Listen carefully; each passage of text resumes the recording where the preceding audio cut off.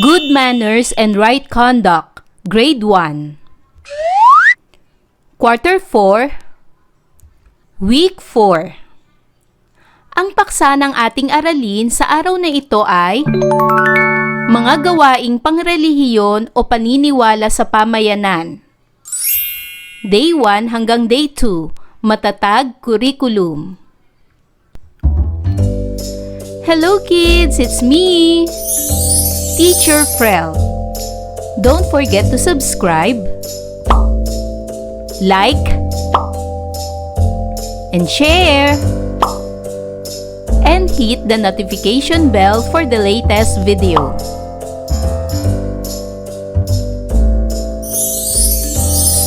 Sa araw na ito ay pag-aaralan natin sa asignaturang GMRC ang mga gawaing pangrelihiyon o paniniwala sa pamayanan. Day 1. Mga layunin.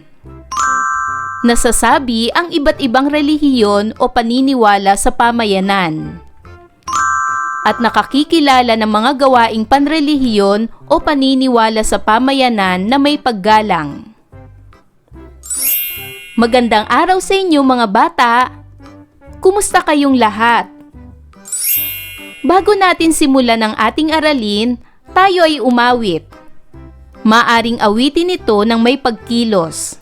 Handa na ba kayo? Awitin natin ang awit na, kung ikaw ay masaya, tumawa ka. Kung ikaw ay masaya, tumawa ka, ha ha ha. Kung ikaw ay masaya, tumawa ka, ha ha ha. Kung ikaw ay masaya, buhay mo ay sisigla. Kung ikaw ay masaya, tumawa ka, ha ha ha. Kung ikaw ay masaya, pumalakpak.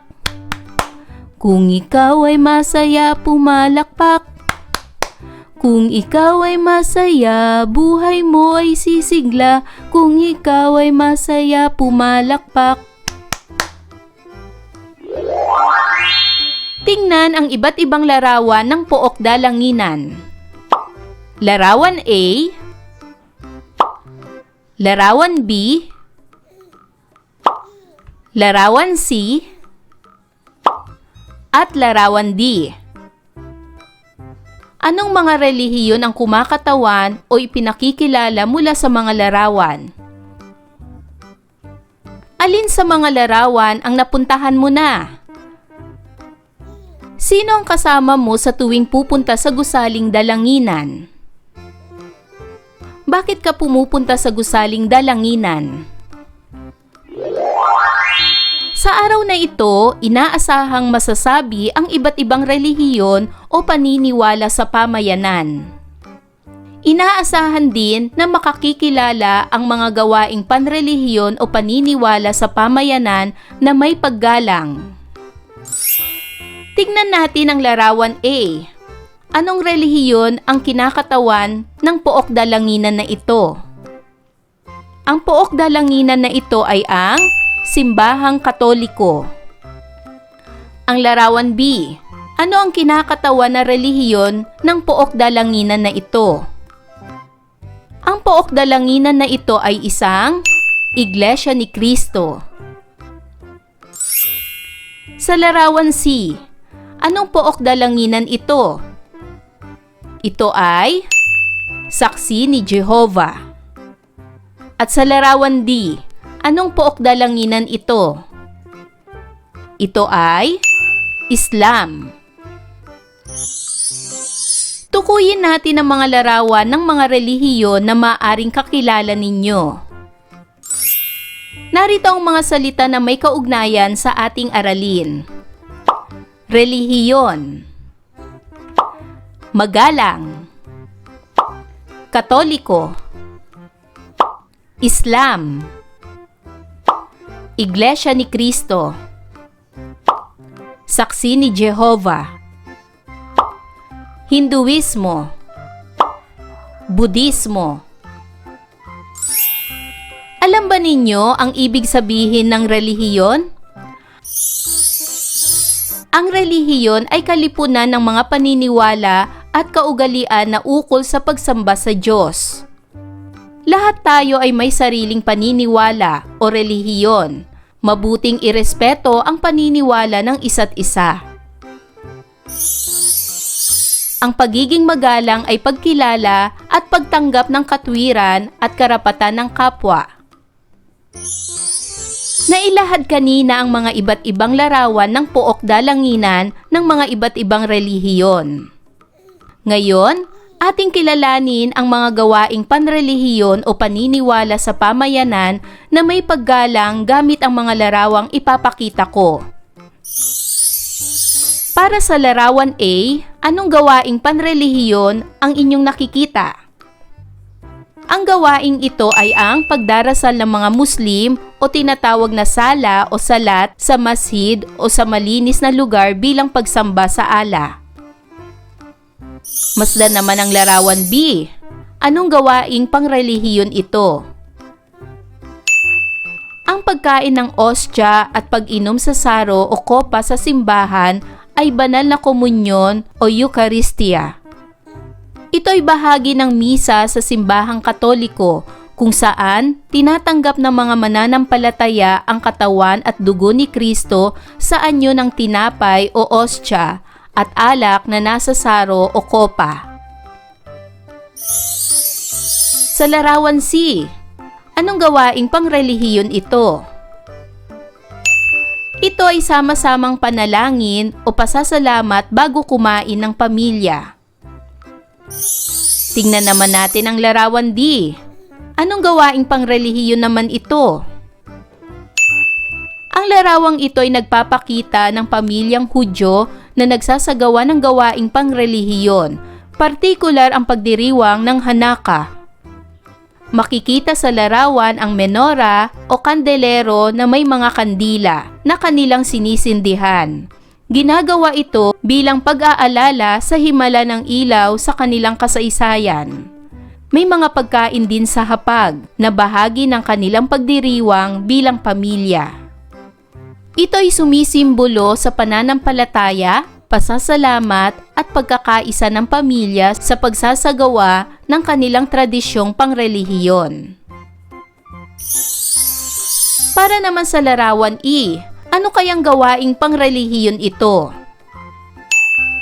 Ang tawag sa pagpapalipad ng lamp na may ilaw ng mga Budista ay Sky Lantern Festival o pagpapalipad ng sky lanterns. Sa ilang bansang may Budismo tulad ng Thailand, tinatawag din itong Yipeng Festival.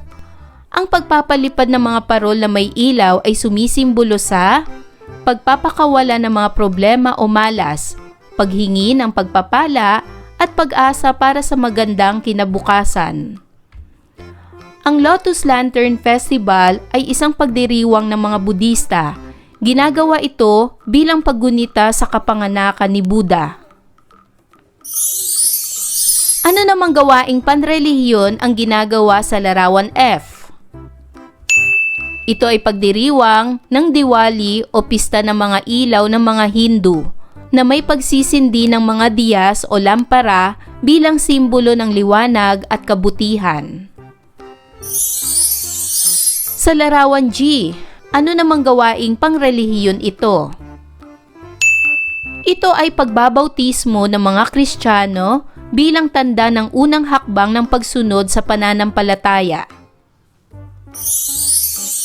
Sa larawan H, anong gawaing pangrelihiyon ito?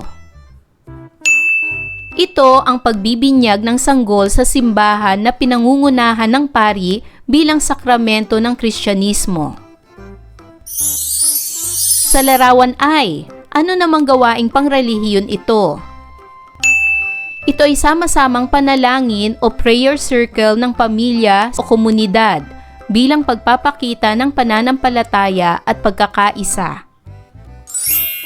Mahalaga na matukoy ang iba't ibang relihiyon o paniniwala sa pamayanan at makilala ang mga gawaing pangrelihiyon o paniniwala sa pamayanan na may paggalang. Basahin ang mga sitwasyon at tukuyin kung ano ang nararapat ninyong gawin sa mga sitwasyon. Unang sitwasyon, nakita mo na ang iyong kamag-aral ay taimtim na nananalangin. Ano ang iyong gagawin? Bakit? Narito ang aking halimbawang sagot.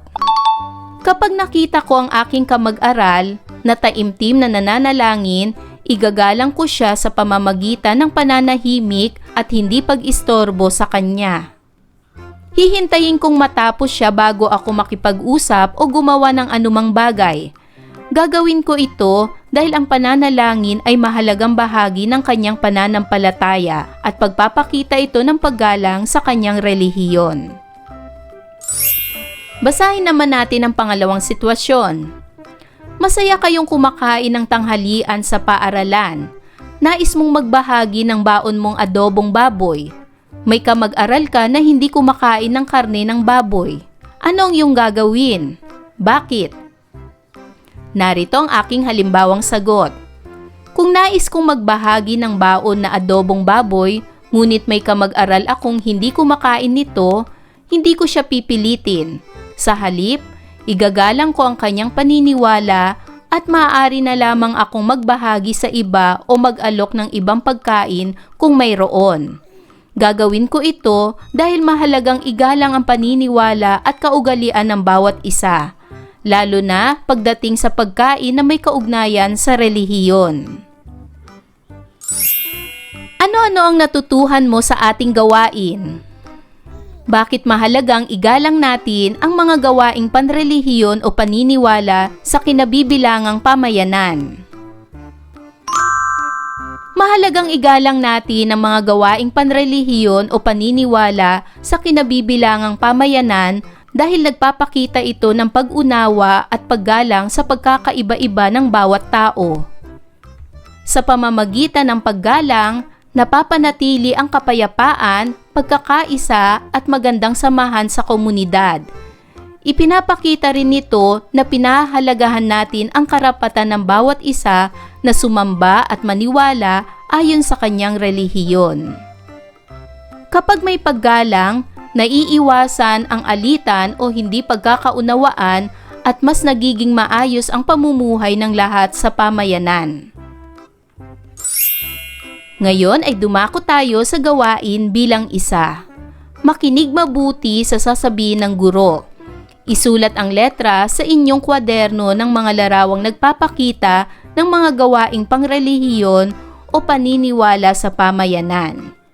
Isulat nyo kung ito ba ay letrang A, letrang B, letrang C, letrang D, at letrang E.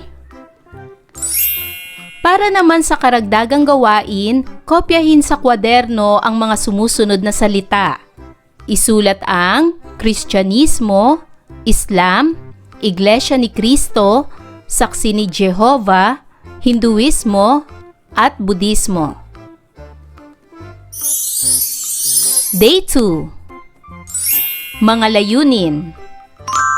Naiuugnay na ang pagkilala sa mga gawain ng iba't ibang relihiyon o paniniwala ay daan sa mapayapang pamayanan at tanda ng paggalang sa paniniwala ng kapwa. Magandang araw sa inyo mga bata! Kumusta kayong lahat? Bago natin simulan ang ating aralin, tayo ay umawit.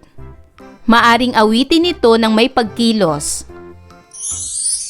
Awitin natin ang Kamusta, Kamusta, Kamusta. Kamusta, kamusta, kamusta, kamusta kayong lahat? Ako'y tuwang-tuwa, masaya't nagagalak. Tralalalalalalala, tralalalalalalala, tralalalalalalala, tralalalalalalala. Kumusta, kumusta, kumusta, kumusta kayong lahat? Ako'y tuwang-tuwa, masaya't nagagalak. Tralalalalalalala, tralalalalalalala, tralalalalalalala, tralalalalalalala. Tayo ngayon ay magbalik-aral. Natatandaan ba ninyo ang ating aralin kahapon? Ano ang natutuhan ninyo sa ating aralin kahapon? Tama!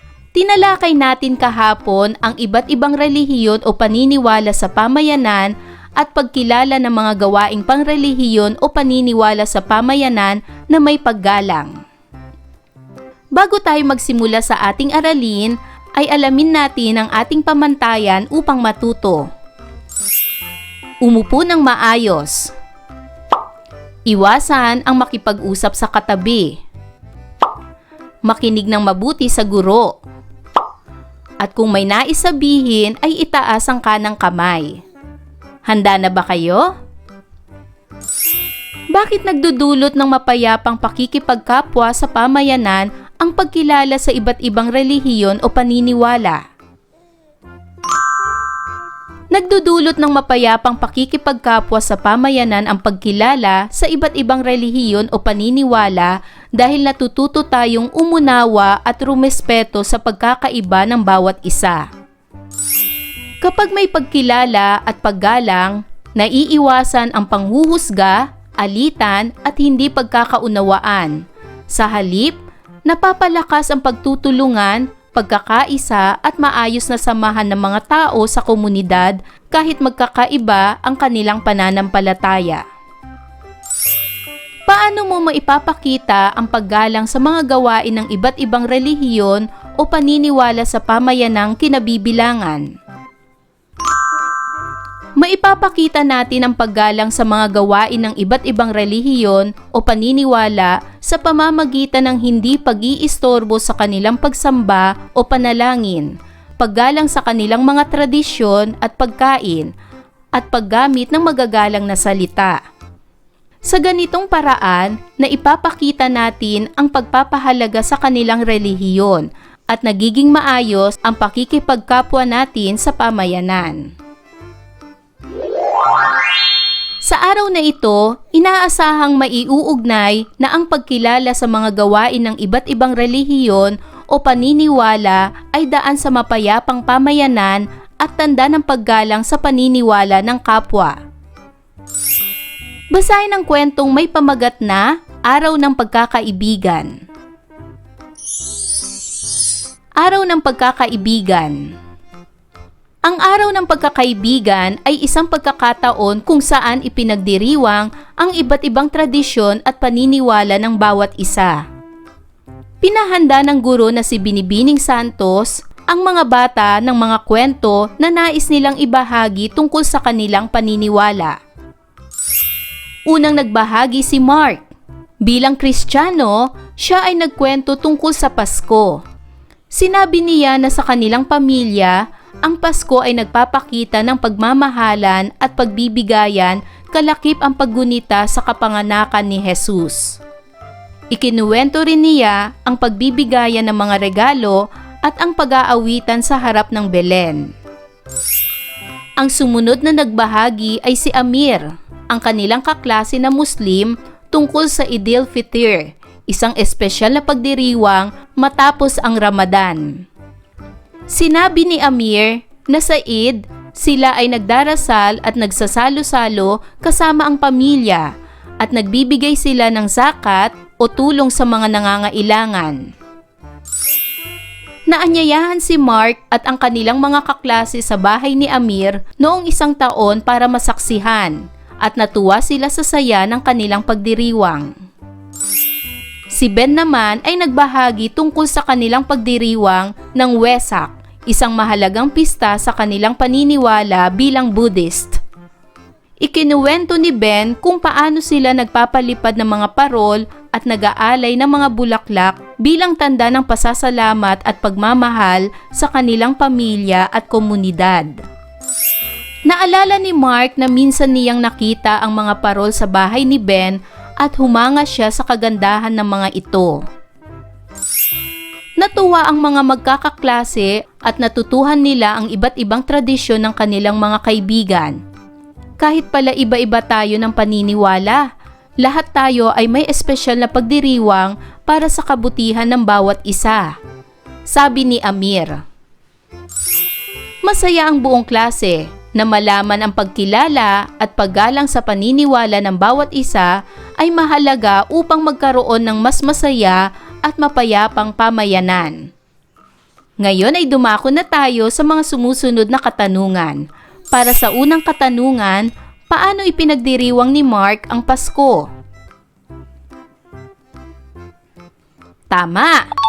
Ipinagdiriwang ni Mark ang Pasko sa pamamagitan ng paggunita sa kapanganakan ni Jesus. Sa kanilang pamilya, nagpapakita sila ng pagmamahalan at pagbibigayan ng regalo. Nag-aawitan din sila sa harap ng Belen bilang bahagi ng kanilang tradisyon. Para naman sa pangalawang katanungan, paano ipinagdiriwang ni Amir ang Eid al-Fitr? Tama! Ipinagdiriwang ni Amir ang Eid al-Fitr sa pamamagitan ng pagdarasal at pagsasalo-salo kasama ang kanyang pamilya matapos ang Ramadan. Nagbibigay din sila ng zakat o tulong sa mga nangangailangan at nag-iimbita ng mga kaibigan upang makibahagi sa pagdiriwang. Pangatlong tanong, paano ipinagdiriwang ni Ben ang Wesak? Tama! Ipinagdiriwang ni Ben ang Wesak sa pamamagitan ng pagpapalipad ng mga parol at pag-aalay ng mga bulaklak. Ginagawa nila ito bilang tanda ng pasasalamat at pagmamahal sa kanilang pamilya at komunidad. Pang-apat na tanong, bakit mahalaga na igalang ang mga gawaing panrelihiyon o paniniwala ng ating kapwa? Tama! Mahalagang igalang ang mga gawaing panrelihiyon o paniniwala ng ating kapwa upang mapanatili ang pagkakaunawaan, pagkakaisa at kapayapaan sa pamayanan. Ipinapakita nito ang paggalang sa karapatan at kultura ng bawat isa at nakatutulong upang maging masaya at maayos ang samahan ng lahat. Narito ang mga salita na may kaugnayan sa ating aralin. Relihiyon. Gawaing pangrelihiyon. Gawaing paggalang. Ano nga ba ang kahulugan ng relihiyon? Ang relihiyon ay kalipunan ng mga paniniwala at kaugalian na ukol sa pagsamba sa Diyos. Ano naman ang kahulugan ng gawaing pangrelihiyon? Ang gawaing pangrelihiyon ay tumutukoy sa mga gawain o ritual na isinasagawa ng mga tao bilang pagpapakita ng kanilang pananampalataya at pagsamba sa Diyos o sa kanilang kinikilalang banal. Ano naman ang kahulugan ng gawaing paggalang? Ang gawaing paggalang ay ang pagpapakita ng respeto sa ibang tao sa pamamagitan ng ating salita at kilos. Makikita ito sa simpleng pagbati, pagsabi ng po at opo, pakikinig sa guro o magulang, at pagsunod sa mga alituntunin. Sa pamamagitan ng gawaing paggalang, na ipapakita natin na pinapahalagahan natin ang damdamin at karapatan ng ibang tao. Para naman sa gawaing ito, isulat ang T kung tama ang pahayag at isulat naman ang M kung mali. Una, tanda ng paggalang ang pakikinig ng mabuti sa sinabi ni Mark na sa kanilang pamilya ang Pasko ay tungkol sa pagmamahalan at pagbibigayan bilang paggunita sa kapanganakan ni Jesus. Ito ba ay tama o mali? Magaling! Ito ay tama! Pangalawa, tanda ng paggalang ang pagtatanong gamit ang tamang mga salita kay Ben ukol sa pagpapalipad ng mga parol at pag-aalay ng mga bulaklak. Ito ba ay tama o mali? Magaling! Ito ay tama! Pangatlo, tanda ng paggalang ang pagtawa sa mga binahagi ni Amir tungkol sa Ramadan. Ito ba ay tama o mali? Magaling! Ito ay mali!